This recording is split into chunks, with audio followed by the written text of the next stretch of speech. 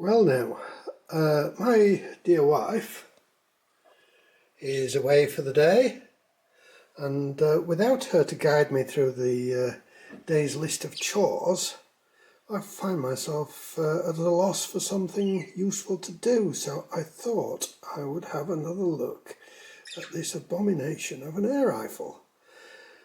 If you remember from a previous video, we had trouble with a very light trigger.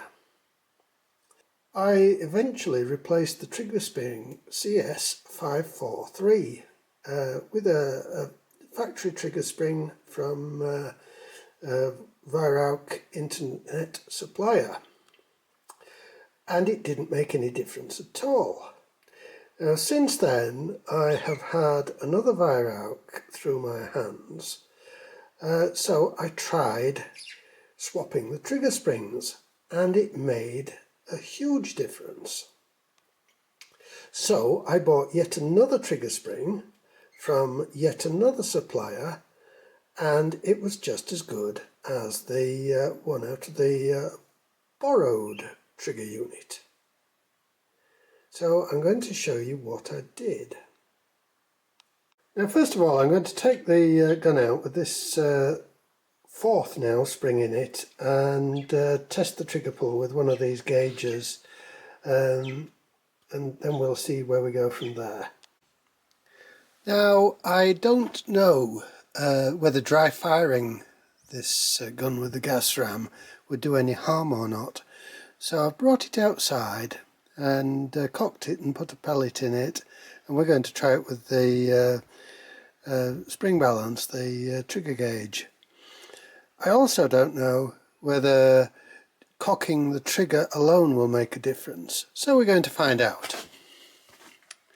Safety off.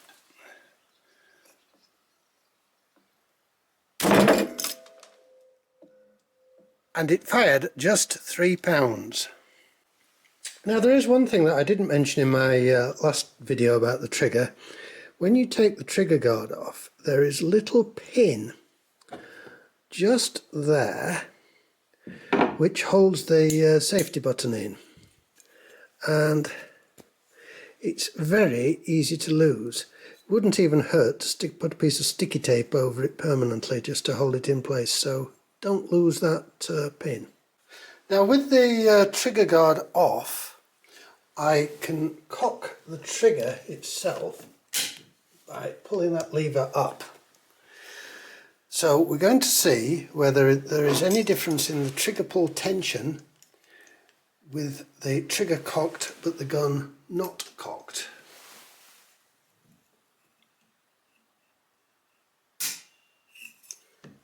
None whatsoever.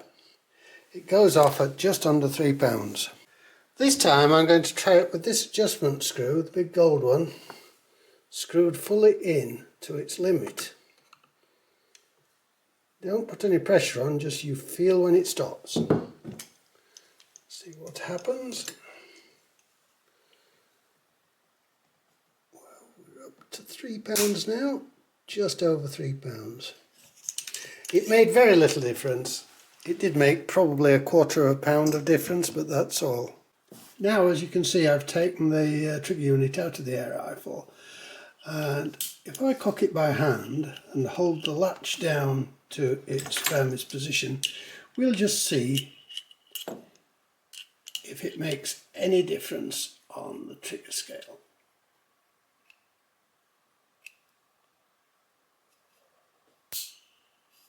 And as I'm sure you can hear, it was still triggering off in the same position. So now we know that we can test the thing out of the gun.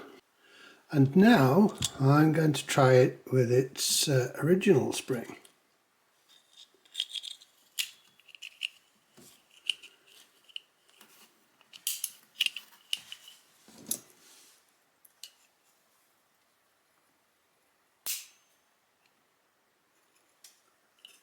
About 1.5 pounds. So my conclusion is that there must be a batch of dodgy springs out there. So that is the way to increase the trigger tension on these air rifles. Put a bigger spring in.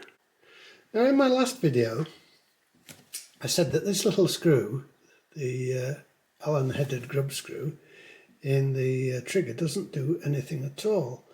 And I wasn't entirely right about that, but on the other hand I was right about the fact that it's a stock trigger that's been altered, because this is the trigger out of the old record trigger unit, as in the HW35s, etc.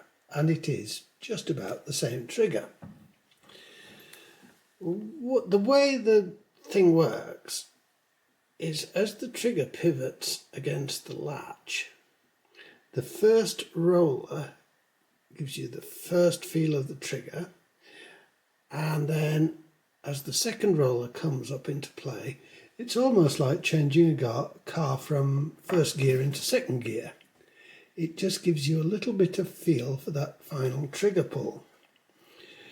Now, when Weihrauch got together with Theoben and brought out this gun with the gas ram, they couldn't use the record trigger, so apparently they made a new unit and cobbled it together out of bits and pieces.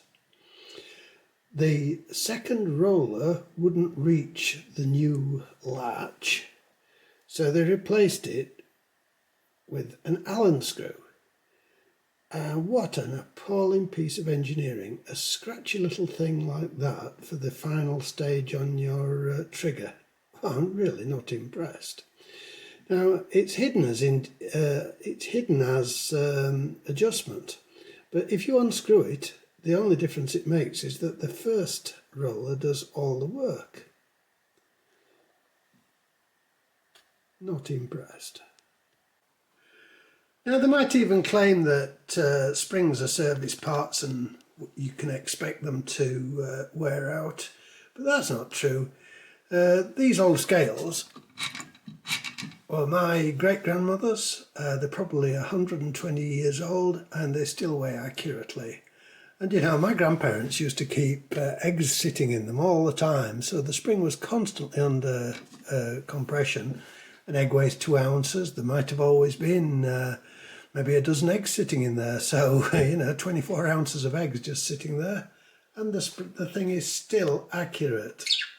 Now I've got a bunch of guns here, and they've all got factory set triggers, so I thought I'd just let you know what they trigger off at. The CZ22 goes off at just short of £3. Dixon 270 goes off at about £6.5. Ticker 22250 is probably the lightest of the lot at just over £2. The old 303 SMLE goes off at £6.5, and a BSA Meteor goes off at about £5. So my conclusion is that the 2 screws in the trigger unit are only there for show, really. They don't give any real level of adjustment, and the only way to adjust this trigger is by replacing the spring. And that the Weihrauch springs are absolutely rubbish. So I would use any old spring that you can find in your box of odd springs. I hope you enjoyed the video, and I hope it's helpful. And I could do with some subscribers. Thank you.